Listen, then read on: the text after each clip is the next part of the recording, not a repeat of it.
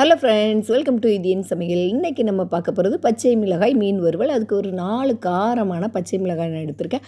அது கூட கொஞ்சமாக கறிவேப்பிலை, 2 டேபிள் ஸ்பூன் அளவு ஜீரகம், 1 டேபிள் ஸ்பூன் அளவு மிளகு, உப்பு வந்து தேவையான அளவு, அப்புறம் 1 டீஸ்பூன் அளவுக்கு வந்து மஞ்சள் தூள். இது எல்லாத்தையும் போட்டு நல்லா தண்ணி சேர்த்து நல்லா அந்த மாதிரி கொரப்பாக எடுத்து வச்சுக்கோங்க. அப்புறம் அந்த மீனில் வந்து எல்லா இடத்துலையும் நல்லா படுற மாதிரி தேய்ச்சிருங்க.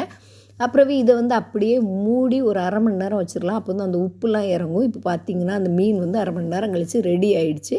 இனிமேல் வந்து நம்ம இதை தோசைக்கல்லில் போட்டு ஃப்ரை பண்ணி எடுத்துட வேண்டியதான். இது எப்படி இருந்ததுன்னா, அந்த சங்கரா மீன் இருக்குல்லாங்க, அந்த மாதிரியே தான் இருந்தது டேஸ்ட்டு. ஆனால் நம்ம அந்த பச்சை மிளகாய் எல்லாம் போட்டிருக்கிறதால ஃப்ளேவர் வந்து வேறு லெவலில் இருந்தது. நீங்களும் ட்ரை பண்ணி பாருங்கள்.